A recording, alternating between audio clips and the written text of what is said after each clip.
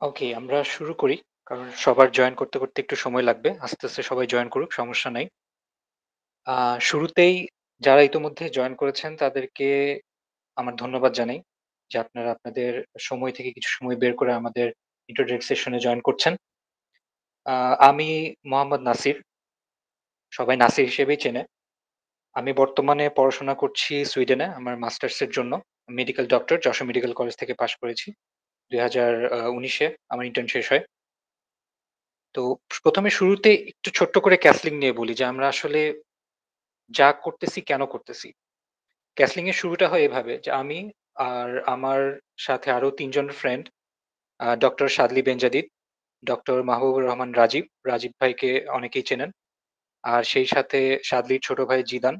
আমরা এই ৪ জন মিলে ১ম ক্যাসলিংটা শুরু করা শুধুমাত্র এজন্যই যে যারা মেডিকেল স্টুডেন্ট বা নার্সিং স্টুডেন্ট, হেলথ সায়েন্সেই যারা আছেন আন্ডার গ্র্যাড, তারা পাবলিক হেলথ বিষয়ে পড়াশোনা করা চলাকালীন একেবারেই কোনো কিছুই জানেন না বা জানতে পারেন না বা তাদের জানানো হয় না। যেমন আমাদের নিজেদের ক্ষেত্রে আমি সাদলী রাজীব যখন মেডিকেল স্টুডেন্ট ছিলাম, আন্ডার গ্র্যাড স্টুডেন্ট ছিলাম, তখন আমরা পাবলিক হেলথ এর নামই শুনি নাই বলা চলে। পরে শুনতে পেরেছি যখন আমরা লাস্ট ইয়ারের দিকে বা ইন্টার্নের সময়, তখন এসে আমরা জানতে পারি যে ঠিক আছে পাবলিক হেলথ একটা বিষয় আছে। এটাও একটা ক্যারিয়ারের একটা লাইন। সো আমাদের চেষ্টা ছোট করে যদি বলি এটাই থাকবে যে আম হেলথ সায়েন্স এ যারা বা মেডিকেল সায়েন্স এ যারা পড়াশোনা করছেন, মেডিকেল ডক্টর, নার্স, অন্যান্য রিলেটেড সায়েন্স যা আছে, আন্ডারগ্রেড থাকা চলাকালীন অবস্থায় তাদের জন্য একটা পাবলিক হেলথ আর পাবলিক হেলথ রিসার্চ এর নেটওয়ার্ক তৈরি করা। যেন তারা খুব ইজিলি পাবলিক হেলথ সম্পর্কে জানতে পারে বা গাইডেন্স পায়। যারা ইচ্ছুক আরকি পাবলিক হেলথ এ। এটাই হচ্ছে মূলত আমাদের উদ্দেশ্য ছিল। তো সেখান থেকেই ক্যাসলিং এর শুরু। আর এর আগেও আমরা হচ্ছে অনেককে গাইড করছি, অনেককে অনেক অ্যাডভাইস করছি। অনেকে আমাদের সাথে যোগাযোগ করেন। ছোট পরিসরে অনেকের সাথে আমাদের কথাবার্তা হইছে, মিটিং হইছে, আলাপ আলোচনা হইছে। বাট এভাবে বড় করে শুরু করাটাই ১ম। সো আশা করি আমরা আ আপনাদের অনেককে আমাদের সাথে পাবো শেষ পর্যন্ত। সো দেখা যাক ইনশাআল্লাহ। আমি ১ম টপিকে চলে যাই। আমরা ১ম এ শুরু করব পাবলিক হেলথটা অ্যাকচুয়ালি কি সেটা নিয়ে। খুব ছোট্ট করে যদি বলি, আমাদের হেলথ সিস্টেমের ২ টা পার্ট, রাইট? একটা হচ্ছে ক্লিনিক্যাল প্র্যাকটিস, যেটা সবাই জানে। আ ক্লিনিকে বা হসপিটালে রোগী যাবে, তাদেরকে সেবা দেওয়া হবে, রাইট? ডাক্তার, নার্স, অন্যান্য যেসব ওয়ার্কিং স্টাফ, তারা সবাই মিলে তাদেরকে কিউরেটিভ ট্রিটমেন্ট দিবে, চিকিৎসা দিবে। এটা হচ্ছে একজন ওয়ান টু ওয়ান ট্রিটমেন্ট এটা। একজন রোগী, তাকে ডিল করতেছে একজন ডক্টর। আর এটা মূলত হয় হচ্ছে হেলথ ফ্যাসিলিটিতে, কোনো ক্লিনিকে, কোনো হসপিটালে। এটা কোনো ফিল্ডে হয় না। অলওয়েজ কোনো না কোনো হেলথ ফ্যাসিলিটিতে হচ্ছে। সো এটা হচ্ছে ক্লিনিক্যাল পার্ট হেলথ সিস্টেমের। আরেকটা পার্ট আছে পাবলিক হেলথ, যেটা হচ্ছে প্রিভেন্টিভ। ক্লিনিক্যাল প্র্যাকটিস ছিল হচ্ছে কিউরেটিভ, চিকিৎসা দেওয়া হবে। আর পাবলিক হেলথ হচ্ছে প্রিভেন্টিভ। এটা হচ্ছে আমরা চেষ্টা করি কোনো রোগ যেন না হয়, তার জন্য কি করা লাগবে সেটার জন্য। ম্যালেরিয়া না হওয়ার জন্য কি করা লাগবে, ডায়াবেটিস না হওয়ার জন্য কি করা লাগবে। আর যদি হয়ে যায় তখন তো সেটা ক্লিনিক্যাল প্র্যাকটিসে চলে যাচ্ছে কিউরেটিভ এ। তো মূলত গ্রসলি যদি আমি বলি, হেলথ সিস্টেমের এই ২ টা পার্ট, রাইট? একটা হচ্ছে কিউরেটিভ, আরেকটা হচ্ছে প্রিভেন্টিভ। প্রিভেন্টিভ এ আমরা চেষ্টা করব রোগ না হওয়ার জন্য কি করা লাগবে সেটা। আর ক্লিনিক্যাল প্র্যাকটিসে আমরা চেষ্টা করব রোগ হয়ে গেলে সেটার চিকিৎসা দেওয়ার। ক্লিনিক্যাল প্র্যাকটিস হচ্ছে ওয়ান টু ওয়ান, একজন ডক্টর একজন রোগী দেখবে। আর পাবলিক হেলথ এর সবকিছু হচ্ছে একটা সমষ্টির জন্য। পুরা দেশ জুড়ে বা কোনো একটা এলাকা জুড়ে বা কোনো একটা জেলা জুড়ে সবার জন্য কি করা প্রয়োজন কোনো একটা রোগ প্রতিরোধের জন্য। ক্লিনিক্যাল প্র্যাকটিস হয় ক্লিনিকে বা হসপিটালে। আর পাবলিক হেলথ এর মূলত ফিল্ড ওয়ার্ক। পাবলিক হেলথ এর সবকিছু হয় কমিউনিটিতে, জনসমষ্টির মধ্যে, ফিল্ডে, কোনো ফ্যাসিলিটিতে। ফ্যাসিলিটিতেও হয়, বাট মূলত এটা সবাইকে নিয়ে, ওয়ান অন ওয়ান না। ক্লিনিক্যাল প্র্যাকটিস মানে আমরা জানি ডায়াগনোসিস, ট্রিটমেন্ট করা, পেশেন্ট ম্যানেজমেন্ট করা এবং তাকে সেরে উঠতে সাহায্য করা বা রিহ্যাবিলিটেশন এ সাহায্য করা, রিকভারিতে সাহায্য করা। আর পাবলিক হেলথ হচ্ছে বাকি সবকিছু। এই ক্লিনিক্যাল প্র্যাকটিস বাদে বাকি যা আছে হেলথ সিস্টেমের সব হচ্ছে পাবলিক হেলথ এর মধ্যে। যেমন রিসার্চ, কোনো একটা রেসপন্স বলতে বোঝায় সাপোজ কোনো একটা আ মহামারী দেখা দিয়েছে বা কোনো একটা প্রাকৃতিক দুর্যোগ হয়েছে। সেই ক্ষেত্রে আমরা যে সহযোগিতাটা করি বা ত্রাণ নিয়ে যাই বা যেটাই হোক সেটা হচ্ছে রেসপন্স। বিভিন্ন ধরনের প্রোগ্রাম হয়। Health program, dental program, vaccination program এগুলো হচ্ছে পাবলিক হেলথ এর।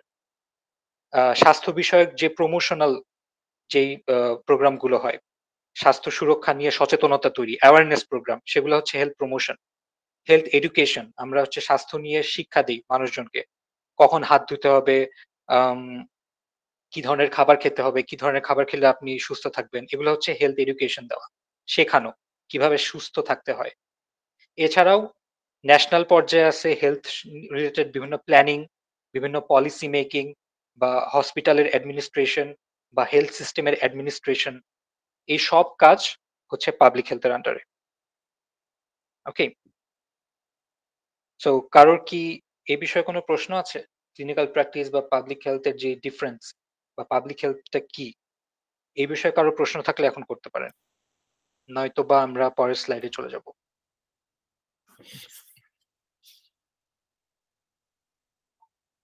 রিফাত ভাই আপনার মাইক্রোফোন অন। আপনি কি কোয়েশ্চেন করতে চাচ্ছেন? না না, কোনো কোশ্চেন নেই, নেক্সট স্লাইড যেতে পারি। ওকে, থ্যাংক ইউ। এখন কথা হচ্ছে আমরা পাবলিক হেলথ কেন শিখব? পাবলিক হেলথ কি শুধুমাত্র আম যারা পাবলিক হেলথ নিয়ে কাজ করবে তাদের জন্যই? নাকি সবাই শিখবে? অ্যাকচুয়ালি পাবলিক হেলথ কারা শিখবে? কেন শিখবে? এটা একটা প্রশ্ন আসে, রাইট? সো আমাকে একটু সময় দেন। আমি চেক করি আমাদের গেস্ট লিস্টের মধ্যে সৌরভ রয় মৈত্র আমার ফ্রেন্ড আছে কিনা? না, ওকে। সৌরভ রয় মৈত্র এখনো আমাদের সাথে জয়েন করেনি। ও মূলত হচ্ছে এই ব্যাপারটা নিয়ে কথা বলার কথা সৌরভ রায় মৈত্রের। বাট আ ও এখনো যেহেতু জয়েন করেনি আমি একটু বলে নিই।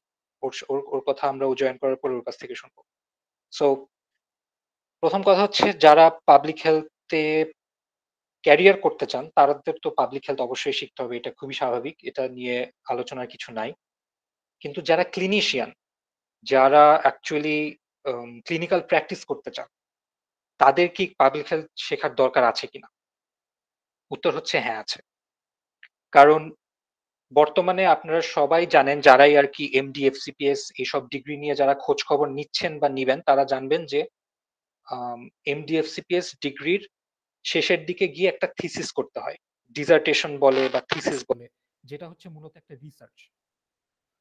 সো সেই ক্ষেত্রে সেই ক্ষেত্রে আপনার পাবলিক হেলথ সম্পর্কে জ্ঞান থাকাটা জরুরি।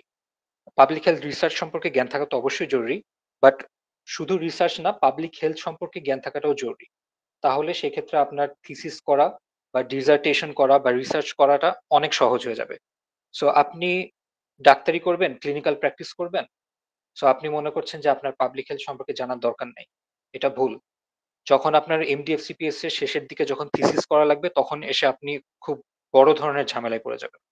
তখন আপনাকে হঠাৎ করে নতুন করে পাবলিক হেলথ সম্পর্কে জানতে হবে বা রিসার্চ সম্পর্কে জানতে হবে। তখন একটা হাবুডুবু খেতে হবে। এটা হচ্ছে সবচেয়ে বড় কারণ ক্লিনিশিয়ানদের পাবলিক হেলথ শেখার। এছাড়াও অন্যান্য কারণ আছে যেমন আপনি যদি বাইরে যাওয়ার চিন্তা করেন, আপনাদের মধ্যে হয়তো অনেকেই চিন্তা করবে যে বাইরে ইউকে তে প্ল্যাব দিবেন বা ইউএসএ আ ইউএসএমএলই দিবেন বা অস্ট্রেলিয়াতে এএমসি পরীক্ষা দিয়ে লাইসেন্স নিয়ে চলে যাওয়ার চিন্তা করবেন। সেই ক্ষেত্রে আপনার প্রোফাইলটা অনেক বেশি এনরিচ করে দিবে পাবলিক হেলথ নিয়ে কোনো যদি ছোটখাটো কাজ থাকে বা কোনো রিসার্চ থাকে বা যদি ভলান্টিয়ার হিসেবেও কাজ করেন। যেকোনো কিছু, ছোটখাটো যেকোনো কিছু আপনি যদি আপনার সিভিতে এড করতে পারেন, আপনার বায়োডাটাতে যদি এড করতে পারেন, তাহলে এটা আপনাকে অনেকটা আগায় রাখবে অন্যান্যদের চেয়ে। কারণ আমাদের কান্ট্রিতে যদিও public health research, clinical research এগুলা নিয়ে এখনো অতটা আম কি বলবো? এখনো অতটা গুরুত্ব দেওয়া হয় না বা অতটা কথা শোনা যায় না। কিন্তু যারা অ্যাকচুয়ালি বাইরের কান্ট্রিতে পড়তে যেতে চান তারা তখন টের পান যে আসলে পাবলিক হেলথ বা রিসার্চ থাকাটা কত জরুরি। সো এই জিনিসগুলো আগে থেকে জানা থাকা ভালো, যেন আগে থেকে আপনি ডিসিশন নিতে পারেন। আর অবশ্যই পাবলিক হেলথ সম্পর্কে আপনি যদি জানেন তাহলে আপনার ক্লিনিক্যাল প্র্যাকটিসও বেটার হবে। কিভাবে? সাপোজ পুরা দেশ জুড়ে একটা প্রোগ্রাম চলতেছে। ধরেন ডায়াবেটিসের প্রোগ্রাম বা ম্যালেরিয়ার প্রোগ্রাম বা যক্ষ্মার প্রোগ্রাম পুরা দেশ জুড়ে। পুরা দেশ জুড়ে বিভিন্ন জায়গায় যক্ষ্মার ট্রিটমেন্ট দেওয়া হচ্ছে বা ম্যালেরিয়ার ট্রিটমেন্ট দেওয়া হচ্ছে ফ্রিতে আম সরকারের পক্ষ থেকে। এখন আপনার কাছে যদি একটা রোগী আসে, আপনি যদি এটা নাই জানেন যে কোথায় যক্ষ্মার ট্রিটমেন্ট দেওয়া হচ্ছে বা কোথায় ম্যালেরিয়ার ট্রিটমেন্ট দেওয়া হচ্ছে বা দেশ জুড়ে কোন ট্রিটমেন্ট প্রোটোকলটা ফলো করা হচ্ছে, এগুলো সব কিন্তু পাবলিক হেলথ নির্ধারণ করে দেয়। পাবলিক হেলথের পার্ট। সো আপনার যখন এই বিষয়ে জ্ঞান থাকবে যে বর্তমানে বাংলাদেশে কোন রোগ নিয়ে কাজ করা হচ্ছে, কোন রোগের জন্য দেশ জুড়ে ফ্রি ট্রিটমেন্ট দেওয়া হচ্ছে বা কোন রোগ কিভাবে ট্রিটমেন্ট প্রোটোকল ফলো করা হচ্ছে, সেগুলো আপনার যখন জানা থাকবে তখন আপনি কিন্তু ইজিলি করতে পারবেন। আপনার রোগীকে গাইড করতে পারবেন। আপনার কাছে একটা যক্ষ্মার রোগী আসলো বা ম্যালেরিয়ার রোগী আসলো, আ আপনি কিন্তু তখন হচ্ছে তাকে রেফার করে দিতে পারবেন। বা যারা ডক্টর, নার্স না, যারা এইসব প্রফেশনের বাইরে, তাদেরও কিন্তু এই নলেজটা থাকা জরুরি। কারণ তাদের যেহেতু ক্লিনিক্যাল প্র্যাকটিস সম্পর্কিত কোনো কাজ নেই, সো হেলথ সায়েন্স রিলেটেড বাকি যা কিছু তা সবই কিন্তু পাবলিক হেলথের মধ্যে। সো যারা ক্লিনিক্যাল পেশাতে নাই, ডক্টরস, নার্স বা অন্যান্য ওয়ার্কিং স্টাফ হেলথ কেয়ারের, এগুলার বাইরে যারা আছেন, তাদের জন্য কিন্তু পাবলিক হেলথ অলওয়েজ অনেক রিলেভেন্ট, রিলেটেড অ্যান্ড খুবই ইম্পোর্টেন্ট। আর লাস্টলি যদি আমরা আসি যারা ক্লিনিশিয়ান, তাদের পার্সোনাল এক্সেলেন্স বাড়ানোর জন্য পাবলিক হেলথ দরকার। পাবলিক হেলথ আমি এর আগের স্লাইডে যেটা দেখালাম যে পাবলিক হেলথ আসলে অনেক বড় একটা অংশ। নাসির, হুম। আমি কি একটু অ্যাড করবো? ওর শেষে করবো? হ্যাঁ, হ্যাঁ, অবশ্যই। এড করতে চাইলে অবশ্যই এড করবি। আহ ওকে। আমি কি পরিচয় দিয়ে নিব নাকি এমনি অ্যাড করে দিব? হ্যাঁ, অবশ্যই ছোট্ট করে তোর ওকে। নাম কি আহ বলছিস? আমি হলো আমার নাম আবু সাইদ শুভ। আমি আইসিডিউ এ কাজ করতেছি সিনিয়র রিসার্চ ফেলো হিসাবে। সো নাসির যে টপিকটা নিয়ে কথা বলতেছিল, আমি এখানে একটা জিনিস অ্যাড করি। আপনারা এই হিস্ট্রিটা সবাই জানেন, হয়তো এখন মনে পড়তেছে না। সেটা হলো ক্লিনিশিয়ান। একজন ক্লিনিশিয়ান কেন পাবলিক হেলথে আসবে বা কিভাবে তার পাবলিক হেলথে কাজে লাগতে পারে। সো পাবলিক হেলথে মোস্ট অফ দ্য রিসার্চারই ক্লিনিশিয়ান, এটা একটা একটা জিনিস। সেকেন্ড হলো, সবাই কোভিড-19 সম্পর্কে জানি। রিসেন্টলি আমরা এই প্যান্ডেমিক থেকে প্যান্ডেমিক শেষ হলো। তো এই কোভিড-19 সম্পর্কে আমরা যখন প্রথম জানছি, একটা পেপারের মাধ্যমে জানছি। সেটা চায়নার উহান থেকে একটা পেপার আসছে, একটা কেস স্টাডি, যে এরকম একটা পেশেন্ট আসছে যার মধ্যে এই সিমটমটা আসছে, যেটা আনইউজুয়াল, এটা অন্য কোথাও কখনো দেখা যায় নাই। That's the first case of Covid, এবং এটা প্রথম রিপোর্ট হয়েছে। এটা এই পাবলিক হেলথের থ্রুতে বা পাবলিশড রিসার্চের থ্রুতে প্রকাশ হয়েছে। অ্যান্ড এরকম আরো দুই একটা হসপিটালের পাশাপাশি হসপিটাল পাইছে, তারা প্রকাশ করছে। দেন এই জিনিসটা ওয়ার্ল্ড ওয়াইড সবাই জানছে। সো একটা প্যান্ডেমিকের শুরুটা জানানো, এটা একজন ক্লিনিশিয়ান করছে থ্রু পাবলিক হেলথ। তো এটা একটা বেস্ট এক্সাম্পল হতে পারে যে পাবলিক হেলথ ক্লিনিশিয়ান কিভাবে একজনের সাথে লিঙ্ক, এন্ড এটা কতটা ইম্পর্টেন্ট। ওভার আছে। Thank you Shubho, thank you very much. Shubho, আগে একটু বলে নিই, আমি যখন আইসিডিডিতে কাজ করতাম, শুভ আমার অনেক ক্লোজ একজন কলিগ প্লাস ফ্রেন্ড প্লাস ভাই ছিলেন আর কি। সো সেই সুবাদে আর কি শুভর সাথে আমার অনেক অনেক ভালো একটা বন্ডিং। সো থ্যাংক ইউ শুভ। আম, এটা নিয়ে আমি আর নতুন করে বলার কিছু নাই। শুভ খুব চমৎকার একটা উদাহরণ তুলে ধরছেন যে আমরা কিন্তু শুধুমাত্র কোভিড-19 এর সময় যে পাবলিক হেলথ নিয়ে সেটা না। পাবলিক হেলথ নিয়ে, পাবলিক হেলথ রিসার্চ নিয়ে অনেকটা আমরা সচেতন হই। কারণ পাবলিক হেলথ একজন ক্লিনিশিয়ান একটা রিসার্চের মাধ্যমে বা সার্ভেইলেন্স এর মাধ্যমে কিন্তু ১ম তুলে ধরে যে এরকম একটা মহামারী আসতে যাচ্ছে বা এরকম একটা হেলথ ইস্যু দেখা দিয়েছে কমিউনিটির মধ্যে। রাইট? সো এটাই আরকি। সো আপনারা আরো আসলে যত জানবেন, তত আস্তে বুঝতে পারবেন যে কেন পাবলিক হেলথ শেখা দরকার এবং কেন শুধুমাত্র আ পাবলিক হেলথ প্রফেশনালদেরই না, ক্লিনিশিয়ানদেরও বা যারা একেবারে হসপিটাল রিলেটেড কাজ করেন, হেলথ কেয়ারের একসাথে একেবারে ডিরেক্টলি যুক্ত যারা, তাদের জন্য পাবলিক হেলথ নলেজ অনেক জরুরি। আর বাকি যারা আছেন হেলথ সায়েন্সে তাদের জন্য তো অবশ্যই জরুরি, এটা বলার অপেক্ষা রাখে না। সো এটা কিন্তু আপনার পার্সোনাল এক্সেলেন্স বাড়াবে। আপনি যখন পাবলিক হেলথ সম্পর্কে জানবেন, তখন আপনার হেলথ সিস্টেম সম্পর্কে আপনার নলেজ বাড়বে।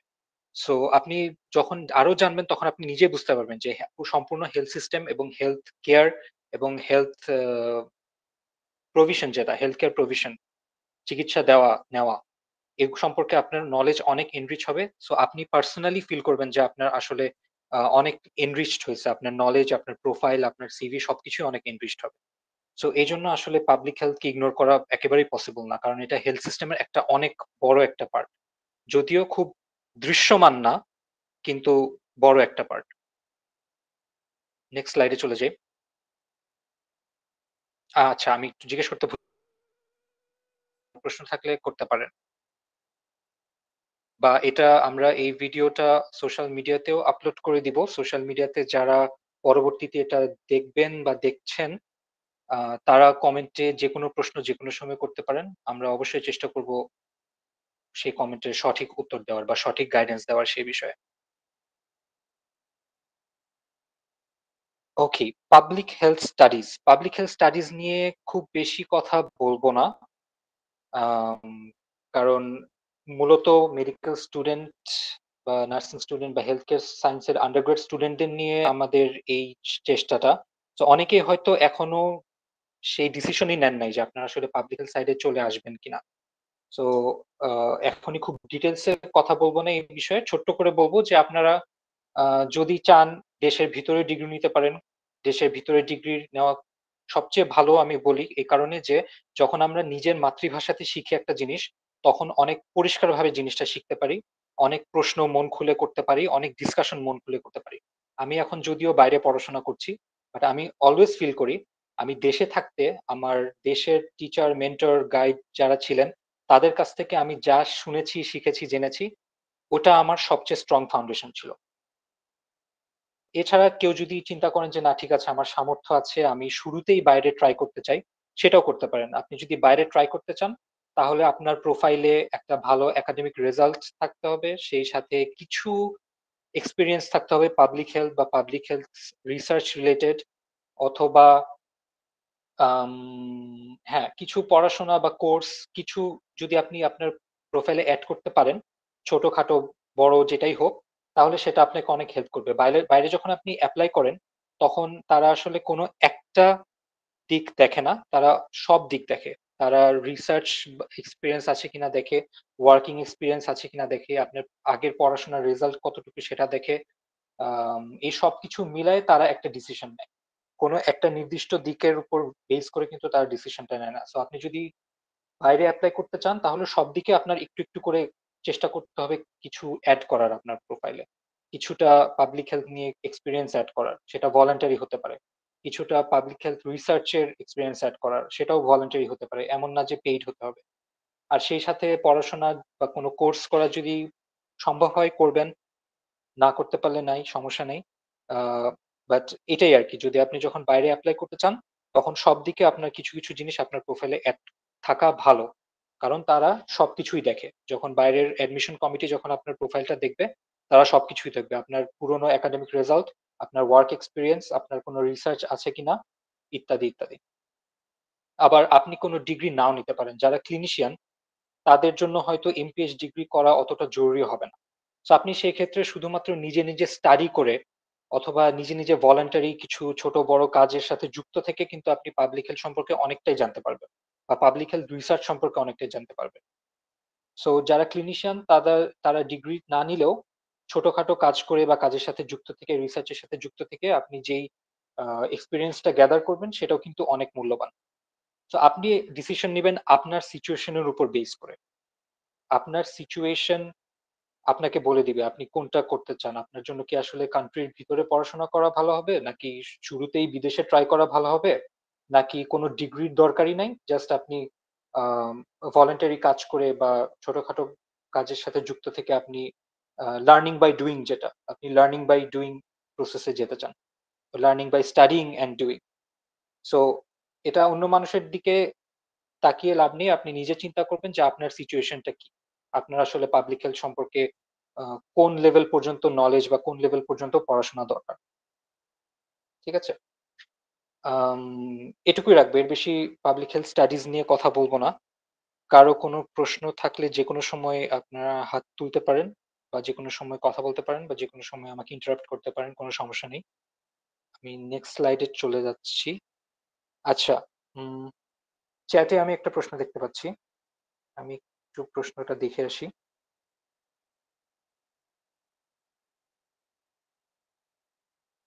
ওকে। প্রশ্নটা হচ্ছে এক্সপেরিয়েন্স অর ভলান্টিয়ারিং এক্সপেরিয়েন্স এর জন্য কারেক্ট প্ল্যাটফর্ম কোনটা? ওকে। আম খুবই গুরুত্বপূর্ণ প্রশ্ন। কারেক্ট প্ল্যাটফর্ম কোনটা? কারণ অনেকেই পাবলিক হেলথ এর ভলান্টারিলি কাজ করতে চাইলেও গাইডেন্সটা পায় না। অ্যাকচুয়ালি কোথায় যাবেন? কোথায় গিয়ে কাজ করবেন বা কোথা থেকে জানতে পারবেন? আমাদের ক্যাসলিং রিসার্চের এই পাবলিক হেলথ রিসার্চ ইনিশিয়েটিভটা কিন্তু এজন্যই। আমরা একটা নেটওয়ার্ক বা একটা প্ল্যাটফর্ম দাঁড় করানোর চেষ্টা করছি, যেখানে যারা পাবলিক হেলথ সম্পর্কে জানতে ইচ্ছুক বা যারা পাবলিক হেলথ সম্পর্কে পাবলিক হেলথ নিয়ে কাজ করতে ইচ্ছুক, ভলান্টারিলি কাজ করতে ইচ্ছুক, তাদের কাজ করার বা জানার শুরুটা আমরা করিয়ে দিতে চাই। একেবারে বেসিক নলেজটা, একেবারে বেসিক স্কিল গুলো আমরা ক্যাসলিং রিসার্চের মাধ্যমে দিয়ে দিতে চাই। এটাই হচ্ছে কিন্তু আমাদের মূল লক্ষ্য, আমাদের ক্যাসলিং রিসার্চ ইনিশিয়েটিভটার। সো অনন্যা হক, ধন্যবাদ আপনাকে প্রশ্ন করার জন্য। আপনি পরবর্তীতে আমাকে হচ্ছে নক দিতে পারেন বা আমাদের ক্যাসলিং এ ইমেল পাঠাতে পারেন বা যেকোনো ভাবে আমাদের রিচ আউট করতে পারেন। আপনি নিশ্চয়ই আমাদের হোয়াটসঅ্যাপ কমিউনিটিতে আছেন। সো হোয়াটসঅ্যাপ কমিউনিটির মাধ্যমে আমাদেরকে রিচ আউট করুন। আমরা আরো স্পেসিফিক্যালি আপনাকে হেল্প করতে পারবো যে আসলে কোথা থেকে আপনার জন্য শুরু করলে ভালো হয়। এখন আমি খুব ডিটেইলড অ্যান্সারে যাচ্ছি না। কারণ সময় স্বল্পতার জন্য, প্লাস হচ্ছে এটা আসলে আপনার কনটেক্সট বুঝে আপনাকে অ্যাডভাইস করতে হবে যে আপনার কনটেক্সটে আপনার সিচুয়েশনে কোথা থেকে কিভাবে শুরু করলে ভালো হয়। বাট আপনি যদি জানতে চান যে প্ল্যাটফর্ম কোনটা গাইডেন্সের জন্য, আমাদের ক্যাসলিং রিসার্চটাই এই উদ্দেশ্যে শুরু করা।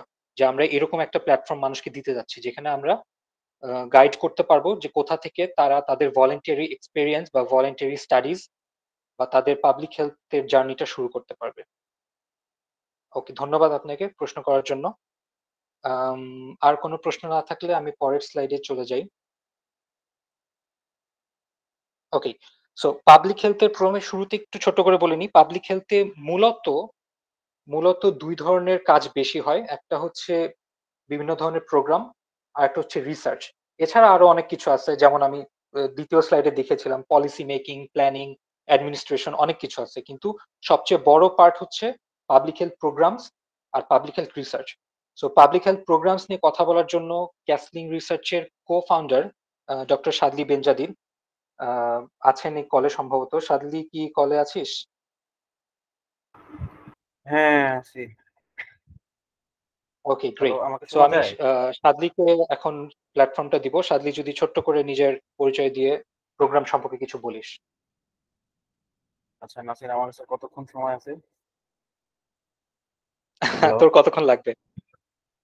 না, আমাকে বল না। আচ্ছা, আমি তো এমনি ৮ মিনিট সেট করে রেখেছি প্রত্যেকটা স্লাইডের জন্য। আচ্ছা, বাট তোর ওকে। বেশি লাগলে সমস্যা নেই। বাট একেবারে আচ্ছা। বেসিকটা আরকি। খুব ডিটেইলড এ মনে হয় না দরকার হবে না, এখনই। আমি খুব একটা বেশি কিছু বলবো না। তার আগে হচ্ছে আমার আসলে একটু আমি নিজের সম্পর্কে বলার আগে আমার এখানে কিছু ১৭ জন পার্টিসিপেন্ট। তো আমি জাস্ট ২ থেকে ৩ মিনিট সময় নেব সবার কাছ থেকে যে আপনারা যে আমাদের সাথে জয়েন করেছেন আজকে, আমার সাথে আসলে ওভাবে পরিচয় এরকম হয় নাই বা কথাবার্তাও হয় নাই। তো কাইন্ডলি প্রত্যেকে জাস্ট আপনার কোন মেডিকেলে আছেন, আর হচ্ছে কোনো যদি আপনি স্টুডেন্ট থাকেন কোন ইয়ারে, আর যদি কোথাও জব করতে থাকেন সেই সম্পর্কে একটু জাস্ট ৩০ সেকেন্ডের মধ্যে একটু বলে ফেলবেন। আমি এক এক করে নাম বলছি, আপনারা একটু কাইন্ডলি আপনাদের পরিচয়টা দিবেন। হ্যাঁ, এটা একটু আমার জন্য জানা দরকার। তারপরে আমি যেহেতু সময় আছে ৮ মিনিটের মধ্যে হয়ে যাবে। তো আমি প্রথম থেকে শুরু করি। আফসানা ইসলাম স্মৃতি। আপু, আপনি যদি জাস্ট আপনার সম্পর্কে একটু অল্প করে একটু বলেন আর কি। আসসালামু আলাইকুম ভাইয়া, আমি হচ্ছে ডিউপি থেকে গ্রাজুয়েশন কমপ্লিট করলাম লাস্ট ইয়ারে আইআর ডিপার্টমেন্ট থেকে। অ্যাকচুয়ালি আমার কোশ্চেন ছিল এটা লাইক মেডিকেল সায়েন্স ডিপার্টমেন্টের বাইরে থেকে করতে পারবে কিনা। জি জি, অবশ্যই করতে আমি পারবেন। যেহেতু আইআর ডিপার্টমেন্ট থেকে কোন ভার্সিটি বা বিউপি। Okay fine. আপনার যদি প্রশ্ন থাকে আপনি আমরা লাস্টে পর্বটা নিয়ে করি। জি জি থ্যাংক ইউ। জি ওকে। অনন্যা হক। আসসালামু আলাইকুম, আমি হচ্ছে এখন পঞ্চম বর্ষে আছি বঙ্গবন্ধু শেখ মুজিব মেডিকেল কলেজে। আর হচ্ছে আমার আগে পাবলিক হেলথের সাথে একটু সম্পৃক্ততা ছিল। কোভিড এর সময় আমি একটা পেপারে, যে ভাইয়া বললেন যে ভলেন্টারিং ওয়ার্ক, ওইটাই করছিলাম, আমি একটু লিখতে সাহায্য করেছি। আর এখানে আসলে আসা হচ্ছে একটু বেশি করে জানার জন্য, বা আমি যে কারেক্ট একটা প্ল্যাটফর্ম খুঁজছিলাম এজন্য। ধন্যবাদ। ওকে, ফিফথ ইয়ার। ওকে, জি জি। ইমতিয়াজ আহমেদ। জি, আমি এনাম মেডিকেল কলেজ থেকে পাশ করেছি আর কি। রিসেন্টলি গত মাসে আমার ইন্টার্নশিপ শেষ হয়েছে। ফ্যান্টাস্টিক। ওকে, কাজী মোহাম্মদ মুয়াজ। আসসালামু আলাইকুম, আমার নাম কাজী মোহাম্মদ মুয়াজ। আমি পড়াশোনা করছি চট্টগ্রাম ইন্টারন্যাশনাল মেডিকেল কলেজের এমবিবিএস ফার্স্ট ইয়ারে, 2022 সেশন। তো আমার পাবলিক হেলথ সম্পর্কে খুব একটা ধারণা ছিল না। তো মেইনলি পাবলিক হেলথ জিনিসটা কি, মানে এটার ক্যারিয়ার কি আছে সামনে, মানে ওভারঅল জিনিসটা সম্পর্কে জানার আগ্রহ থেকে এখানে জয়েন দেওয়ার কি। First year, fantastic. জি। মজার কথা হলো আমাদেরও ধারণা ছিল না, পরে জানছি। ওকে, মাহবুবা জান্নাত।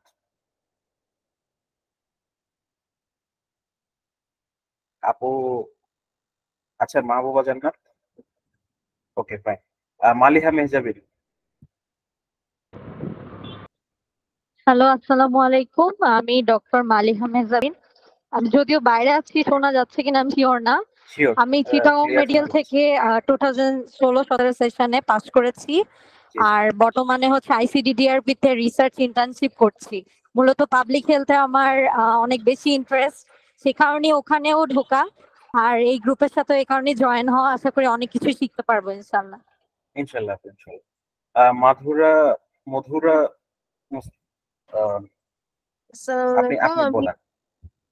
আসসালামু আলাইকুম, আমি ডক্টর মধুরা মুৎসুদ্দি। আমি বিজিসি ট্রাস্ট মেডিকেল কলেজ থেকে পাশ করেছি 2016-17 সেশনে। আমার ইন্টার্নি কমপ্লিট হয়েছে। পাবলিক হেলথ সম্পর্কে জানার জন্য আর ভলেন্টারি ওয়ার্ক বা রিসার্চ পাবলিকেশনে নিজেকে সম্পৃক্ত করার জন্য আসলে গ্রুপে আমি জয়েন করেছি। ধন্যবাদ। ওকে, থ্যাংক ইউ। শ্রুতিপল। আসসালামু আলাইকুম ভাইয়া, আমি শ্রুতিপাল রুনা। আমি হচ্ছে ঢাকা মেডিকেল কলেজের পঞ্চম বর্ষের শিক্ষার্থী। সুমাইয়া। আসসালামু আলাইকুম ভাই, আমি Sumaiya, Chattogram medical college final year. Fantastic. Tahsin Tisha. আসসালামু আলাইকুম ভাইয়া, আমি চট্টগ্রাম মেডিকেল কলেজের ফাইনাল ইয়ারে। ওকে, আর কেউ কি বাদ পড়েছে? আমি ওই তানজামুল রিফাত পোস্ট, ভাই কি? জি, আমি হচ্ছে পেশায় ডেন্টিস্ট, ঢাকা ডেন্টাল কলেজ থেকে পাশ করেছি 2018 সালে, 19 সালে ইন্টার্নশিপ, এবং বর্তমানে সুইডেনে নাসির ভাইয়ের সাথে কারোলিনস্কা ইনস্টিটিউটে মাস্টার্স। আচ্ছা, সরি ভাই, সরি। আমি আসলে ধন্যবাদ সবাইকে। আমি আমার পরিচয়টা দিয়ে নিই এবং আমি খুবই খুশি হলাম যে অনেকে একটা জিনিস, ঋদ্ধি সম্ভবত বাদ পড়েছেন। হ্যাঁ হ্যাঁ ভাইয়া, আসসালামু আলাইকুম। জি জি জি, ওয়ালাইকুম আসসালাম আপু। আমি ভাইয়া, আমি final year medical student, Dhaka national medical college, session 2018-19। Actually ভাইয়া আমি হচ্ছে মানে আমার এমবিবিএস এর পরে বাইরে চলে যাওয়ার প্ল্যান আছে। তো আমি পাবলিক হেলথ নিয়ে কাজ করতে চাই। তো আমি আসলে কিছুই জানি না এই সম্বন্ধে, তো এটা নিয়ে জানতে চাই। এই তো। জি আপু, থ্যাংক ইউ সো মাচ সবাইকে অসংখ্য ধন্যবাদ আমাদের সাথে জয়েন করার জন্য। প্রথমে আমার পরিচয়টা দিয়ে নেই। আমি ডক্টর মোহাম্মদ শাকিল বেনজাদিদ আরেফিল, ক্যাসলিং এর একজন কো-ফাউন্ডার। আর যেটা বলার হচ্ছে সেটা হলো, আমি আমার জার্নিটা করলে আপনাদের পাবলিক হেলথ প্রোগ্রাম সম্পর্কে একটু বলা হয়ে যাবে। আর প্রথমে একটু বলে নেই যে ক্যাসলিং এর শুরুতে নাসির বিবরণ দিয়ে দিয়েছে, যেটা আমাদের একটা আসলে ছিল, কারণ আপনারা আজকে যে পর্যায়ে আছেন, আজ থেকে 6-7 বছর আগে আমরা ঠিক একই পর্যায়ে ছিলাম। আমাদের গাইডেন্সের অভাব ছিল, অনেকেই জানতো না। কিছু স্পেসিফিক ট্র্যাডিশনাল কথাবার্তা আমরা শুনতাম যে অনলি বিসিএস অ্যান্ড এভরিথিং, এটা ছাড়া কোনো ক্যারিয়ার নেই ডাক্তারদের। সো এইগুলা অনেক কিছুই আমরা ফেস করি, আপনারা ফেস করতেছেন, এবং আপনার আশেপাশে অনেক স্টুডেন্টরা যারা অনেকে শুনেও নেয় পাবলিক হেলথ সম্পর্কে। হ্যাঁ, তো যেটাই হোক ওই জায়গা থেকে আমরা আসলে চেষ্টা করি এই ধারণাগুলো দেওয়ার আমাদের এক্সপিরিয়েন্স থেকে। আমি শেরেবাংলা মেডিকেল কলেজ বরিশাল থেকে পড়াশোনা করেছি। আমি বিডিএস সেকেন্ড ব্যাচ ছিলাম 2012-13 সেশনের। 17তে পাশ করার পরে পাশ করার পরেই আসলে ক্লিনিক্যাল এবং নন ক্লিনিক্যাল দুইটার প্রতি আমার আগ্রহ ছিল। তো যেটা হয় যে যখন ইন্টার্নশিপ করছিলাম তখনই হচ্ছে আমি পাবলিক হেলথ রিলেটেড কিছু অ্যাক্টিভিটিতে জড়াই যাই। তো একটা মেডিকেল ক্যাম্প ছিল, ডেন্টাল ক্যাম্প, সেটা পিরোজপুরের দিকে হয় একটা এনজিওতে। ডাক দিয়ে যাই, ওখানে হচ্ছে আমাকে নেওয়া হয়েছিল 3 দিনের জন্য। ওইখানে গিয়ে আমি আসলে আলাদা একটা জগৎ দেখতে পাই, যেটা আপনারা এখনো গেসও করতে পারতেছেন না যে আসলে কি বা কি ভলেন্টারি বা কি মানে কি ধরনের কাজ। তো ওখানে যেটা ছিল, আপনারা এমবিবিএস বা বিটিএস যারাই হন না কেন, আপনারা কিন্তু আউটডোর বেসিসে আপনারা ইন্টার্নশিপে একটা সময় যখন যাবেন আপনারা কিন্তু ট্রিটমেন্ট দেবেন। তো সেম কাজটা আমি ওখানে করেছিলাম। তারপরে হচ্ছে গিয়া ওই স্যালারি বেসিস ছিল। তো যে স্যালারি আমাকে দেওয়া হয়েছিল 3 দিনে, সেটা আমি গত 8 মাসেও জোগাড় করতে পারি নাই। তো এটা আমার জন্য একটা ইফেক্টিভ একটা পয়েন্ট ছিল আর কি, যে মানে সেটা আমার পার্সোনাল পয়েন্ট অফ ভিউ থেকে বলতেছি। তো এরপরে হচ্ছে আমি, নাসির, আরো কয়েকজন মিলে আমরা হচ্ছে চেষ্টা করি যে আসলে কোথায় ঢুকবো। তো যেটাই হোক আমরা নর্থ সাউথে ঢুকি। নর্থ সাউথে ঢোকার পরে যেহেতু একটা স্পেসিফিক একটা আমরা মেডিকেল পড়াশোনা করার পরে আবার যখন একটা শিফট হয় তখন একটু স্ট্রাগলিং হয়, কিন্তু তারপরে আমরা একটু জানার চেষ্টা করি যে কি কি আছে আসলে, আমরা যে এমপিএইচ করছি, মাস্টার্স করছি পাবলিক হেলথে, এটার ভবিষ্যতে কি আছে। কিন্তু এটার জন্য আমাদের অনেক মানে লেগে থাকা লাগছে অ্যাকচুয়ালি, যেগুলো আমরা কখনো কল্পনা করি না সেগুলো আমরা করছি। যেমন আমি নর্থ সাউথ করার এন্ট্রি পরেই হচ্ছে কিছু রিসার্চে যোগ দিয়ে স্যারদের সাথে, তারপর হচ্ছে কিছু পাবলিকেশন আমার আলহামদুলিল্লাহ হয়। এরপর যেটা হয় যে আমার এই রিসার্চের থেকে ইন্টারেস্টটা বেশি ছিল প্রোগ্রামে বলতে আমার মাঠে ঘাটে কাজ করতে খুব ভালো লাগতো। তো সেইটার জন্য হচ্ছে আমি নিজেই আমার নর্থ সাউথ থেকেই একজন ফ্যাকাল্টির হচ্ছে একটা ইয়া ছিলেন এনজিও, ওইখানে হচ্ছে আমি ভলেন্টারি চলে যাই ডাইরেক্ট ওটা কোভিড এর সময়। যে আমি খালি বলছি যে আমি খালি আপনাদের সাথে থাকবো, দেখবো কি করতেছেন না করতেছেন, আমি জাস্ট আপনাদের সাথে মানে সকাল থেকে সন্ধ্যা হচ্ছে কাজ করবো। তো যেটা হয় যে ওখানে ওটা এইচএমবিডি ফাউন্ডেশন ছিল। তা একজন আপু বলতেছিলেন যে প্ল্যাটফর্ম আসলে কই পাবো, প্ল্যাটফর্ম আসলে ওইটা অ্যাকচুয়ালি নাসির যেটা বললো এটা আপনার কনটেক্সট বা সিচুয়েশনের উপর ডিপেন্ড করে বলা হবে। বাট আমার যে সিচুয়েশনটা ছিল যে সেটা হলো কোভিড সময়ে মানুষের কিন্তু খাবার পাচ্ছিল না, লকডাউন, কিন্তু কেউ কিন্তু বাসা থেকে বের হতে পারতেছিল না। তো এইটার কারণে ওই স্পেসিফিক এনজিওটা যারা স্লাম মানে বস্তিতে যারা থাকতেন, তারপর হচ্ছে যেসব ডে লেবার বলেন, যারা হচ্ছে আপনার খাবার একেবারে পাচ্ছিল না, তাদেরকে খাবার পৌঁছে দেওয়ার ব্যবস্থা করছিল। ইফতার হোক, কোভিড সময় কিন্তু ইফতারও চলতেছে, মানে রমজানও শুরু হয়েছিল। তারপর হচ্ছে চাল কিনে দেওয়া, ডাল কিনে দেওয়া। আমি যেসব কথাবার্তা উদাহরণ দিব সেটাই আপনি পাবলিক হেলথ প্রোগ্রামের মধ্যে পাবেন। আমি একবারে বলে ফেলতেছি। তো এই যে খাবার পৌঁছায় দেওয়ার একটা কাজ, হ্যাঁ, এই কাজে আমার কি করা লাগছে, আমার তো কোনো রোগী দেখা লাগে না। আমার হচ্ছে ম্যাস মানুষের সাথে কমিউনিকেট করে তাদের সমস্যা হচ্ছিল ওই সমস্যাগুলো সলভ করে দেওয়ার চেষ্টা করা হলো। একটা সাময়িক কিছু আমরা ডোনেশন পাইলাম, সেটা হচ্ছে আপনার বাইরে থেকেও কিছু ডোনেশন আসলো, দেশের মানুষও ডোনেট করলো। ওই টাকাটা দিয়ে আমরা ওই স্পেসিফিক মানুষদের জন্য আমরা কাজ করলাম। এরপরে আমি জবে চলে যাই টেকনাফে, প্রায় 2.5 বছর একটা প্রজেক্ট কমপ্লিট করে আসি। সেইটার ক্ষেত্রে সেইখানে আমার যেটা জার্নিটা হয় যে সেখানে আসলে আপনার কি বলে ওইখানে ওয়াশ নিয়ে কাজ করতো। ওয়াশ বলতে ওয়াটার স্যানিটেশন হাইজিন। ওইখানকার মানুষ, আমি টেকনাফের একদম লাস্ট বর্ডারে থাকতাম বাইকং ইউনিয়নে, সেটা বাংলাদেশের সাবরাম হচ্ছে বাংলাদেশের লাস্ট বর্ডার, মানে সড়ক পথের শেষ সীমানা, তার একটু আগে হচ্ছে বাইকং ইউনিয়ন, ওইখানে হচ্ছে আপনার থাকতাম। ওইখানকার মানুষের শিক্ষার অবস্থা খুবই খারাপ। এক হলো শিক্ষার অবস্থা খুব খারাপ, দুই হলো আপনাদের ইয়াবার একটা শহর, যেটা হচ্ছে সবাই জানে। তারপরে হচ্ছে ওখানে রোহিঙ্গা ক্যাম্প, মানে রেফিউজিস এফডিএমএনরা থাকে। এই নানান সমস্যার কারণে ওখানে আপনার যেটা হয় যে অনেক অনেক এনজিও ওখানে ঘাঁটি বসায়, অনেক ধরনের পাবলিক হেলথ রিলেটেড সমস্যা নিয়ে কাজ করতে পারে। তো আমি যে অর্গানাইজেশনে কাজ করতাম সেটা হলো পানি এবং হচ্ছে খাবার পানি, তারপর হলো আপনার স্যানিটেশন এবং হাইজিন, এগুলো নিয়ে কাজ করতাম। আরো অনেক এনজিও ছিল যারা ধরেন টিকা প্রদান হোক, তারপর স্বাস্থ্য রিলেটেড কাজ হোক, তারপর যখন হচ্ছে টেকনাফে কিন্তু একটা সমুদ্রিক এলাকা, ওখানে কিন্তু ঝড় বন্যা যখন হয়, বন্যা হয় না, ঝড় যখন হয় তখন খুবই ম্যাসিভ আকারে অ্যাটাক করে। তারপর হচ্ছে ওখানে পাহাড় ধস হয়। এই সব ধসের সময় যেখানে হচ্ছে মানুষের ক্রাইসিস ক্রিয়েট হচ্ছে, সেই সময় কিন্তু এনজিওরা আগায় যায়। এখন যেসব উদাহরণ দিলাম, সে কোভিড এর থেকে খাবার পৌঁছানো থেকে শুরু করে টেকনাফে আমি যখন হচ্ছে আপনাদের পানির সমস্যা নির্মূলের চেষ্টা করা, তারপর হচ্ছে বিভিন্ন ধরনের স্বাস্থ্য রিলেটেড কাজ, প্রত্যেকটা পাবলিক হেলথ প্রোগ্রামের মধ্যে পড়ে। এখানে রিসার্চও হয়, হয়তোবা আমার ওই সময় রিসার্চ করা হয়নি, বাট আমার ওই স্পেসিফিক এনজিওতে পার্টনারশিপ হিসাবে আরো অনেক এনজিওরা এবং আইএনজিও থেকে, আইসিডিডাব্লিউ থেকেও রিসার্চের কাজ চলতেছিল আমার নিজের প্রজেক্টে। তো ইটস এ কম্বাইন্ড এফোর্ট। তো এত কিছু কাজ করার সুযোগ আমি যদি, মানে যেটা আমার সিচুয়েশন ছিল, আমি ক্লিনিক্যালে থেকে আমি পারতাম না, আমার 1-to-1 কিন্তু হতো, 1 পেশেন্ট মানে শেষ।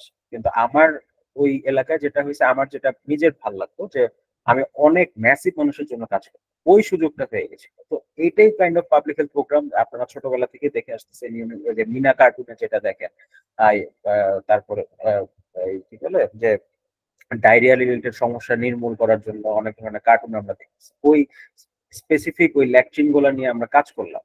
এখন আমি বিডিএস হয়ে ক্লিনিক্যাল প্র্যাকটিস বাদ দিয়ে এই সব জায়গায় কাজ করার যে সুযোগ হলো, এটা কিন্তু একটা লম্বা জার্নি ছিল। তো এমপিএইচ করার পর আমি আর বিডিএস আর বিডিএস না, এমবিবিএস আর এমবিবিএস না, everyone can do that, everyone can involve themselves for the public health activities. এটাই হচ্ছে পাবলিক হেলথ প্রোগ্রাম। আরো ডিটেলসে আমরা সামনে আলোচনা করবো ইনশাল্লাহ। আমার আপাতত এইটুকু, একটু বেশি সময় নিয়ে ফেললাম। Thank you. সামনে ইনশাল্লাহ আশা করতেছি দেখা হবে এবং কথা হবে, আর যতটুকু আমরা গাইড দিতে পারি আমরা চেষ্টা করবো। থ্যাংক ইউ সবাইকে। থ্যাংক ইউ শাদলি, অসংখ্য ধন্যবাদ সময় নিয়ে আমাদের সাথে শেয়ার করার জন্য তোর এক্সপিরিয়েন্স। আমাদের একটা প্রশ্ন পেয়েছিলাম যে পাবলিক হেলথে অ্যাকচুয়ালি কি শুধু ক্লিনিক্যাল পার্সনরাই কাজ করতে পারে কিনা, ডক্টর, নার্স, হেলথ রিলেটেড যারা। আমরা সেই অ্যান্সারটা পেয়ে গিয়েছি যে না, অ্যাকচুয়ালি পাবলিক হেলথ সবার জন্য। পাবলিক হেলথে অনেক ব্যাকগ্রাউন্ডের অনেক ধরনের মানুষের মিলন ঘটে। যেমন বায়োকেমিস্ট্রি থেকেও মানুষজন কাজ করে এখানে, স্ট্যাটিস্টিক্স থেকে, হেলথ ইকোনমিক্স থেকে, বিভিন্ন ব্যাকগ্রাউন্ডের এমনকি অনেকে কিন্তু হচ্ছে তাদের ব্যাকগ্রাউন্ড চেঞ্জ করে পরবর্তীতে পাবলিক হেলথে আসে। আপনি ইংলিশে পড়াশোনা করছেন তার মানে এই না যে আপনি পাবলিক হেলথে কাজ করতে পারবেন না। পাবলিক হেলথ যখন আপনি পড়া শুরু করবেন বা কাজ করা শুরু করবেন, আপনাকে জিরো থেকেই শিখতে হবে। সো আপনি ব্যাকগ্রাউন্ডে আপনি আপনার আন্ডারগ্রেড ব্যাকগ্রাউন্ড কি ছিল সেটা কিন্তু ম্যাটার করে না। যেমন আমি সাদলি, আমাদের আন্ডারগ্রেড ব্যাকগ্রাউন্ড ছিল medical and dental, right? But তারপরে কিন্তু আমরা পাবলিক হেলথে যখন পড়া শুরু করেছি, আমাদের কিন্তু অনেক কিছু জিরো থেকে শিখতে হয়েছে, একদম নতুন করে শিখতে হয়েছে। সো এটা একদমই ম্যাটার করে না যে আপনার ব্যাকগ্রাউন্ড আসলে হেলথ রিলেটেড কিনা, আপনার under graduate subject health related কিনা। আপনি যদি পাবলিক হেলথে ইন্টারেস্টেড থাকেন তাহলে আপনি অবশ্যই পাবলিক হেলথ নিয়ে পড়াশোনা করতে পারেন, শিখতে পারবেন এবং এই লাইনে আপনার প্রফেশনাল ক্যারিয়ার গড়ে তুলতে পারবেন। ওকে, আর কোনো প্রশ্ন থাকলে আপনারা চ্যাটে বা কমেন্টে করতে পারেন। আমরা নেক্সট স্লাইডে চলে যাই। পাবলিক হেলথ রিসার্চ, আমি আগে বলেছি যে পাবলিক হেলথের বড় দুইটা সাইড হচ্ছে প্রোগ্রামস, যেটা নিয়ে সাদলি এতক্ষণ বললো, আরেকটা হচ্ছে public health research. So public health research সম্পর্কে আমি আবু সাইদ শুভকে একটু অনুরোধ করব যে তার শুরু করার এক্সপিরিয়েন্সটা বলার জন্য। আমি এখানে ছোট্ট করে অ্যাড করি, শুভদের একটা চমৎকার গ্রুপ ছিল আমি যতটুকু জানি, ভলেন্টারি গ্রুপ, যেখানে তারা কয়েকজন কলিগ বা ফ্রেন্ড মিলে একটা গ্রুপ বানিয়ে কোলাবোরেট করে ছোট ছোট ছোট বড় বিভিন্ন ধরনের রিসার্চ করতে, এবং খুবই খুবই ইজিলি একটা ফ্রেন্ডলি ওয়েতে কিন্তু ওরা রিসার্চটা করতো আমি যতটুকু শুনেছি। So Shubho, over to you. Okay, আমার পরিচয় তো আগেই দিছিলাম, বাট আমি ব্যাকগ্রাউন্ডটা বলি নাই। তো আমি আমার ব্যাকগ্রাউন্ড দিয়ে শুরু করি এবার। আমার ব্যাকগ্রাউন্ড হলো নিউট্রিশন অ্যান্ড ফুড সায়েন্স। আমি আমার অনার্স শুরু করি 2014 সালে। তো 14 সালে শুরু করে আমার অনার্স শেষ হয় 18 সালের জানুয়ারি ফেব্রুয়ারির দিকে, মানে 4 বছর 2 মাস ছিল। তো আমি 17 সালের শেষ দিকে যখন আমার লাস্ট সেমিস্টার চলে, কিন্তু 8টা সেমিস্টার, লাস্ট সেমিস্টার আমাদের থিসিস থাকে। যখন আমি থিসিস করার জন্য আমাদের বলা হলো, আসলে তখন আমি থিসিসের টিও জানি না, রিসার্চের আরো জানি না। ইভেন পাবলিশ পেপারের নামে একটা জিনিস আছে, জার্নাল পাবলিকেশন, পাবলিশ পেপার, এগুলো সম্পর্কে জানি না। সো আমার ওইগুলো সম্পর্কে আইডিয়া ছিল না। আই থিঙ্ক আপনারা যারা এখন স্টুডেন্ট আছেন, যারা ইমিডিয়েটলি পাস করছেন, ইন্টার্ন করতেছেন, প্রত্যেকেই আমার থেকে ভালো অবস্থায় এখন আছেন। আমি আমার সময় যে অবস্থায় ছিলাম। সো দেন আমি থিসিস করতে হবে, আমি সেটা নিয়ে একটু ঘাটাঘাটি শুরু করলাম, স্যারদের কাছে যাওয়া শুরু করলাম, সিনিয়রদের কাছে যাওয়া শুরু করলাম। দেন একটু একটু আস্তে আস্তে করে জানলাম যে এভাবে থিসিস হয়, এভাবে পাবলিশ পেপার থাকে, এভাবে কাজ করা যায়। দেন আমি আমার থিসিসটা কোনোভাবে করলাম। আসলে যেটা বেশি সমস্যা হচ্ছে না আজানের জন্য, শোনা যাচ্ছে না তো? শোনা যাচ্ছে ভাই। ওকে, সো বেশি তখন আমি কোনোভাবে আমার থিসিসটা শেষ করলাম। থিসিস শেষ করার পরে আমার মাস্টার্সে যখন হলো, তখন আসলে মোটামুটি একটা ভালো লাগা কাজ করছে, কারণ থিসিসের সময় আমি স্যারদের কাছ থেকে খুব বেশি সাপোর্ট পাইনি, বাট আমার এক স্যার ছিল, তার থেকে উৎসাহ পাইছি খুব, যে কাজ করো কাজ করো। কিন্তু মাস্টার্স এর সময় আমি কাজ করার চেষ্টা করা শুরু করলাম। তখন এই পাবলিশ আর্টিকেল, জার্নাল, এগুলো সম্পর্কে মোটামুটি বোঝা শুরু করলাম, ঘাটা শুরু করলাম।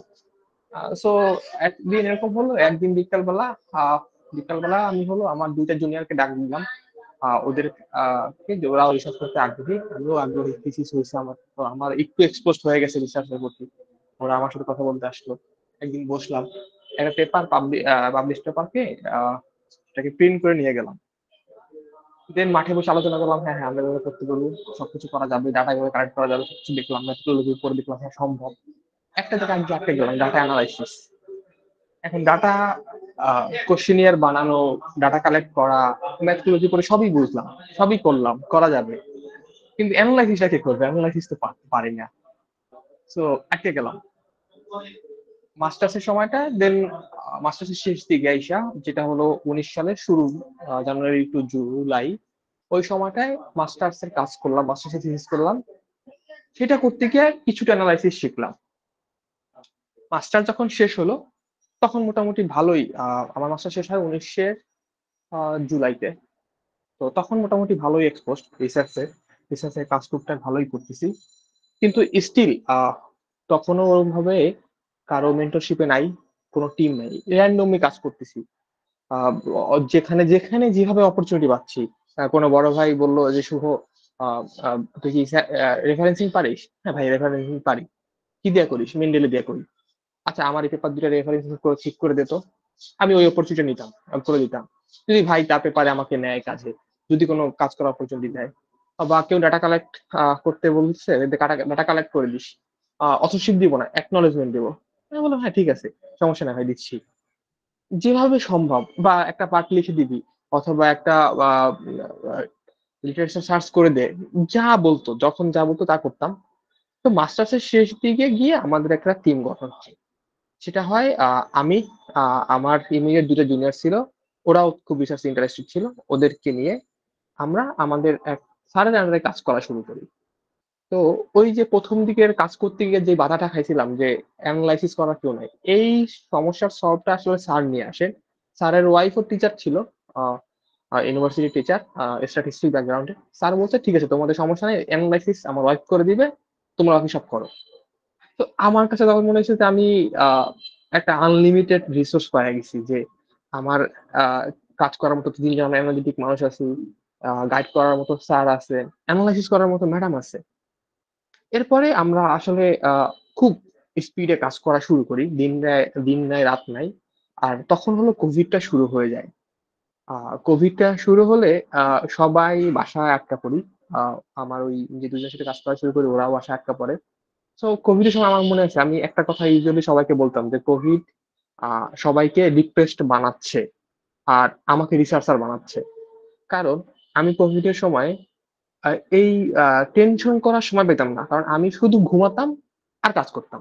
আমি হলো সকালে ঘুম থেকে উঠতাম 2টার সময়, কেন কয়টা ঘুমাইতাম এটা পরে বললে বুঝতে পারবেন যে আমি কেন 2টায় উঠতাম। আমি 1টা 1:30 2টায় ঘুম থেকে উঠতাম। ওইটা সকালে খাবার খাই, দুপুরে খাবার যাই হোক খাইয়া বসতাম। আর ঘুমাইতাম রাত্র 2টা 3টা 4টায়। এর মাঝখানে আমি আমার ওই যেখানে আমি সোফা বসে কাজ করতাম, সোফার সামনে টিভি থাকতো। টিভি দেখতাম আর কাজ করতাম রিসার্চে। সারাদিন রাত 24 ঘন্টা শুধু এইগুলাই করতাম। তখন একটা সুবিধা হইলো কি, কোভিড ছিল। কোভিডে নতুন, নতুন কাজ করা যাইত অনলাইনে।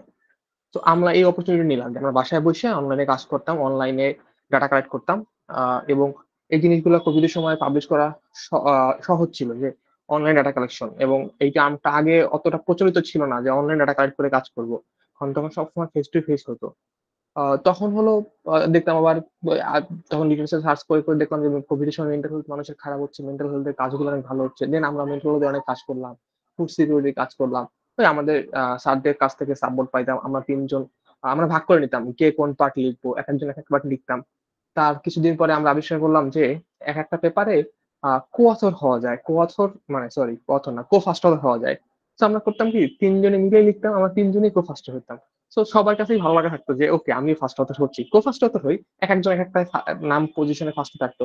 তো এইভাবে আমরা প্রচুর কাজ করতাম। অ্যান্ড এই কাজে আমি চেষ্টা করছি যত সম্ভব জুনিয়রদেরকে নেওয়ার।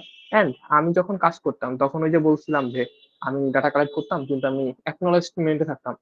আমি এটাকে মানুষজনকে দিছি অথর হিসেবে দেওয়া শুরু করছি যে তারা ওরা একটু খুশি হোক, ওরাও উৎসাহ পাক। তো আমি মানুষজনকে নিয়ে কাজ করতাম, ডাটা কালেক্ট করাতাম, ওদের দিয়ে লেখানোর চেষ্টা করতাম, দেন ওদেরকে অবশ্যই দিতাম বা ওদেরকে অন্য কোনো ভাবে কন্ট্রিবিউট করার চেষ্টা করতাম। যতটা সম্ভব আমরা করছি। আমাদের ওই 3 জন টিম মিলে আমরা প্রায় 20 থেকে 30টা পেপার পাবলিশ করছি প্রায় 1-2 বছরের মধ্যে। 20 সালে যখন কোভিড পিক ছিল ওই 1 বছরে আমার ইন্ডিভিজুয়ালি 20টা পেপার পাবলিশ হয়। তার মধ্যে আই গেস 10টা থেকে 12টা ছিল আমাদের এই টিম থেকে, আর টিমের বাইরে ছিল বাকিগুলা। সো আমাদের টিমটা আসলে একটা ইফেক্টিভ ছিল, যেটার কারণে ওই টিমের কারণে স্যারের মেন্টরশিপ, স্যারের সাপোর্টের কারণে আর কোভিড এর কারণে আসলে আমি রিসার্চার। না হলে আমি হয়তো রিসার্চার থাকতাম না, কারণ আমিও সেই গতানুগতিক সবার মতো গভর্নমেন্ট জবের প্রিপারেশনে শুরু করছিলাম। বাট কোভিড এর জন্য সকল এক্সাম অফ ছিল, ওই সময়টাকে আমি রিসার্চের জন্য ইউজ করছি। আমার ওই একটা খুব ভালো টিম ছিল, স্যারের মেন্টরিং ছিল। সো খুব এই জিনিসগুলো আমাকে খুব হেল্প করছে। এই তো নাসির, আমার পক্ষ থেকে মনে হয় আজকের জন্য এতটুকুই। দেন কারো কোনো কোশ্চেন থাকলে অসংখ্য আমি উত্তর অসংখ্য দিতে পারি। ধন্যবাদ। অসংখ্য ধন্যবাদ। এই শুভর এই 10টা থেকে 20টা পেপার এই শুনে আমার জ্বর চলে আসছে। যাই হোক, আমি জানতাম অলরেডি, বাট যতবার শুনি প্রতিবার নতুন করে আরকি সারপ্রাইজড হই আরকি। আর কিছুটা ইমপ্রেসড হই যে মানে আসলেই এভাবে আমরা ঠিক একটা টিম করে একজন মেন্টর থাকবে বা গাইডেন্স থাকবে। সবাই মিলে ছোট, ছোট কন্ট্রিবিউট করে পেপার করা। আমাদের আমাদের লক্ষ্যটাও কিন্তু এটাই যে আমরা আপনাদের মধ্যে থেকে অনলাইন ক্লাসের মাধ্যমে অনলাইন ক্লাস শেষে আপনাদের মধ্য থেকে যাদের সত্যিকারের ইচ্ছা থাকবে পাবলিক হেলথ রিসার্চে কাজ করার, সেটা পারফরমেন্স দেখে বা আপনাদের সাথে কথা বলে আমরা যেটুকু বুঝবো আরকি। তো তাদেরকে নিয়ে আমাদেরও ঠিক এভাবেই কাজ করে আগানোর ইচ্ছা। যে একটা সুন্দর একটা টিম থাকবে, একটা ফ্রেন্ডলি পরিবেশে কোলাবোরেশন এর মাধ্যমে সবার কন্ট্রিবিউশন এ এবং আমাদের গাইডেন্স এ অবশ্যই আমাদের সাথে সিনিয়র রিসার্চারও থাকবেন। আমরা আসলে আমাদের নিজেদেরকে এক্সপার্ট দাবি করি না। আমরা খুব বেশি হলে এখন মিডিয়াম লেভেলের। বাট আমাদের অনেক সিনিয়র রিসার্চারের সাথে, তাদের সাথে এক্সপার্টদের সাথে কানেকশন আছে। তাদের কাছ থেকে হেল্প নিয়ে আমরা পাবলিক হেলথ রিসার্চ, ক্যাসলিং এর যে পাবলিক হেলথ রিসার্চ ইনিশিয়েটিভ এটাকে আগিয়ে নিয়ে যাব। ধন্যবাদ আরেকবার শুভ। আমরা পরের স্লাইডে চলে যাই। কেউ কি কথা বলতে চাচ্ছেন? ওকে, পরের স্লাইডে চলে যাই। আমি ছোট্ট করে শেষ করব, বেশি সময় নিব না। আমাদের ক্যাসলিং রিসার্চ ইনিশিয়েটিভে আমরা চেষ্টা করব প্রতি উইকে একটা করে ক্লাস নেওয়ার।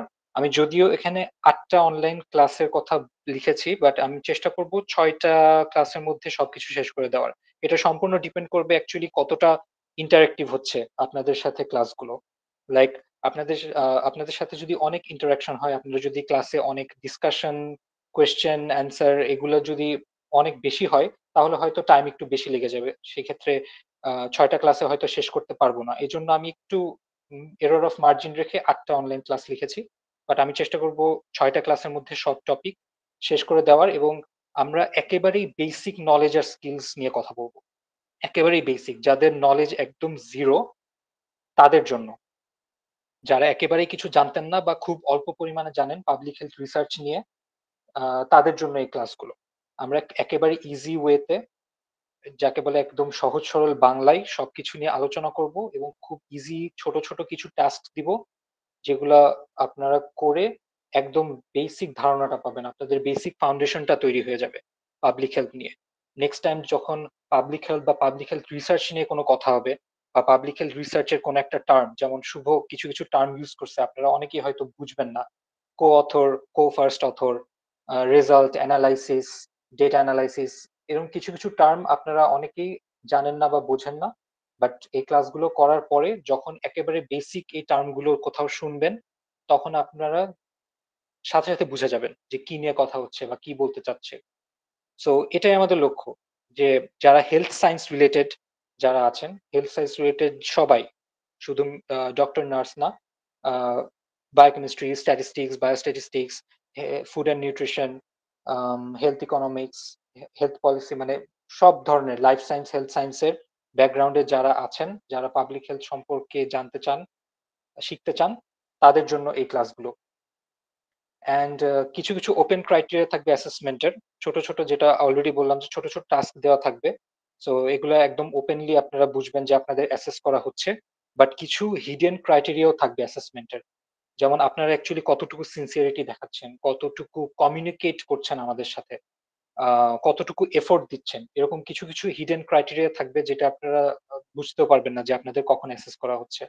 এই ওপেন অ্যান্ড হিডেন অ্যাসেসমেন্টের মাধ্যমে যখন আমরা ক্লাসগুলো শেষ করব এবং শেষ পর্যন্ত যারা আমাদের সাথে থাকবেন, তারা সুযোগ পাবেন আমাদের সাথে কাজ করার ভলেন্টারিলি, এবং আমাদের সাথে অন্যদেরকে শেখানোর, টিচার হিসেবে বা গাইড হিসেবে বা মেন্টর হিসেবে আমাদের সাথে কাজ করার সুযোগটা পাবেন।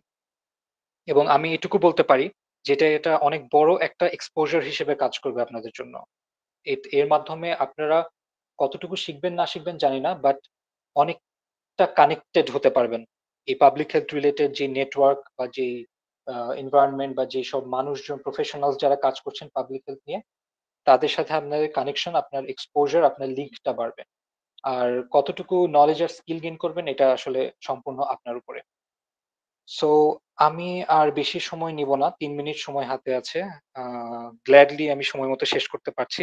তো আরেকবার আমি সবাইকে ধন্যবাদ দিব যারা আজকে জয়েন করেছেন বা যারা পরবর্তীতে সোশ্যাল মিডিয়াতে বা অনলাইনে এই ভিডিওটা দেখবেন বা দেখছেন। আর অবশ্যই যারা গেস্ট হিসেবে আজকে কথা বলার জন্য এখানে উপস্থিত ছিলেন। সৌরভ রয় মৈত্র একটু লেটে জয়েন করেছে, বাট পরবর্তী মিটিং এ ইনশাল্লাহ আবার সৌরভ রয় মৈত্রের সাথে কথা হবে। সো আমি ধন্যবাদ দিয়ে আরেকবার সবাইকে শেষ করব। নাসির, আমাকে একটু বলতে দিস। অবশ্যই অবশ্যই, তুই আছিস এখন? আমি মনে করি তুই ব্যস্ত চলে গিয়েছিস। আচ্ছা, ওকে, প্লিজ। আজকের জন্য আচ্ছা, ওকে। এই একটা জিনিস আমি সবার উদ্দেশ্যে বলি, যারা এখনো গ্রাজুয়েট কমপ্লিট করেননি অথবা যারা হচ্ছে চেষ্টা করতেছেন যে আসলে আপনি কোন পথে আগাবেন, আপনার ক্যারিয়ার কিভাবে সেট করবেন। সবার আগে আমি আমাদের মিস্টেক থেকে, যেটা লার্নিং এবং এক্সপিরিয়েন্স থেকে বলতেছি, যে সবার আগে আপনি হয়তোবা আমাদের সাথে আছেন ক্যাসলিং এ, অনেক কিছুই জানতে পারবেন, কিন্তু আমি যেটা পার্সোনালি বলবো, প্রত্যেকেই আপনারা ইনফরমেশন কালেক্ট করবেন। অনেকেই আসলে ইনফরমেশনের কারণে আমরা জানি না আসলে আমাদের কোন সেক্টরে কি হচ্ছে এবং কোন সেক্টরে আসলে ভবিষ্যৎ কেমন। হ্যাঁ, তো সেটা পাবলিক হেলথ রিসার্চ হোক, সেটা আপনার ক্লিনিক্যাল রিলেটেড কোনো সাবজেক্ট হোক, আপনি যদি এফসিপিএস বা এমএস বা বাইরের কোথাও যান, সেখানেও আপনি ভালো করে চেষ্টা করবেন জানার যে আপনি আসলে যে পথে যাচ্ছেন সেটার সেখানে সাকসেস কতটুকু, সেখানে স্ট্রাগলিং কিরকম, সব কিছু আপনার কিন্তু এখন ইন্টারনেট বলেন, আপনাদের সিনিয়র ভাই ব্রাদার বলেন, টিচার বলেন, সবার কাছ থেকে কিন্তু আপনার ইনফরমেশন নিতে হবে। এই ইনফরমেশন গ্যাদার করার একমাত্র উদ্দেশ্য যে আপনি জানবেন যে আসলে আপনি কোন পথে আগাচ্ছেন। আমরা অনেকেই জানতাম না, আমরা জানতাম না দেখেই আসলে অন্ধকারে হাত রাখতাম। এটা একটা ব্যাপার। আর একটা হইলো যে ডেডিকেশনের কথাটা, এটা আমি না বলেই না, যে আপনি যেটাই সিলেক্ট করেন না কেন, যেই ক্যারিয়ার পাথই চুজ করেন না কেন, সেটার পিছনে আপনার কিন্তু ডেডিকেটেড থাকতে হবে, কনসিস্টেন্ট থাকতে হবে। তাছাড়া আপনি কিন্তু কোনোভাবেই মানে দেখা যাবে যে আমি অনেক সিনিয়রদেরকে এখনো দেখি যে 10 বছর হয়ে গেছে ক্লিনিক্যাল প্র্যাকটিস করতেছেন, এখন হচ্ছে গিয়ে শিফট করতে চাচ্ছেন। তো ব্যাপারটা অনেক জটিল হয়ে যায়, কারণ এখানে ফ্যামিলিয়াল ইস্যু থাকে, সোসাইটাল ইস্যু থাকে। আপনাদের অনেকেরই দেখা যাবে যে পাবলিক হেলথ ফ্যামিলি পাবলিক হেলথে ঢুকতেছেন, এটা মানতেই পারতেছেন না, বা মানে ওনারা কারণ ওনারা জানেনও না। হ্যাঁ, এটা আমরা নিজেরাও স্ট্রাগল করছি।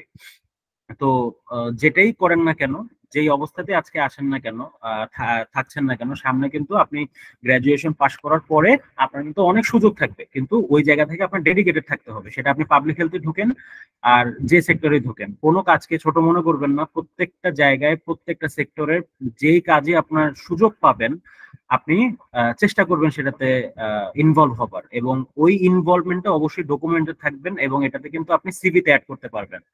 এই বর্তমানে কিন্তু জব মার্কেট বেশ জটিল, হ্যাঁ, যে সেটা আপনারা অনেকেই বুঝতেছেন, যারা হচ্ছে জব সেক্টরে আছেন এবং যাবেন, তাদের সবাই এটা জানেন যে job market is not so easy. হ্যাঁ, বাট ভয়ের কিছু নাই, লিঙ্ক এবং আপনার কানেক্টেড থাকা খুবই জরুরি। হ্যাঁ, এটা অবশ্যই খেয়াল রাখবেন। আর সবচেয়ে ফাইনালি যেটা হইলো যে আপনি আগে জানবেন, তারপর সিদ্ধান্ত নেবেন। আমরা আপনাকে কোনোভাবেই মোটিভেট করব না যে আপনি পাবলিক হেলথে চলে আসেন, এখানে অনেক জোস কিছু লাইফ আছে, এরকম না।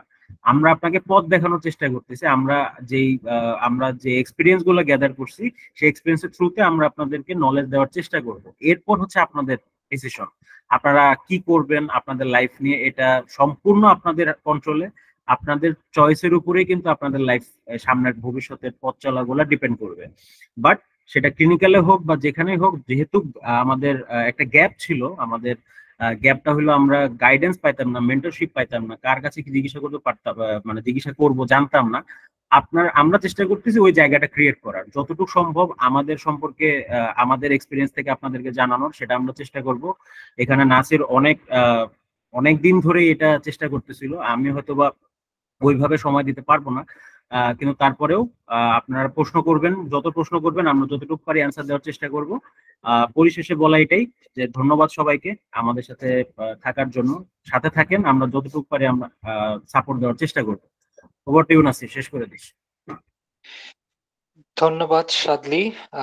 8:31 বাজে, আমাদের সময় শেষ। একবার সবাইকে ধন্যবাদ জানাই এবং আশা করছি আপনাদের অনেকের সাথেই ক্লাসে দেখা হবে, কথা হবে।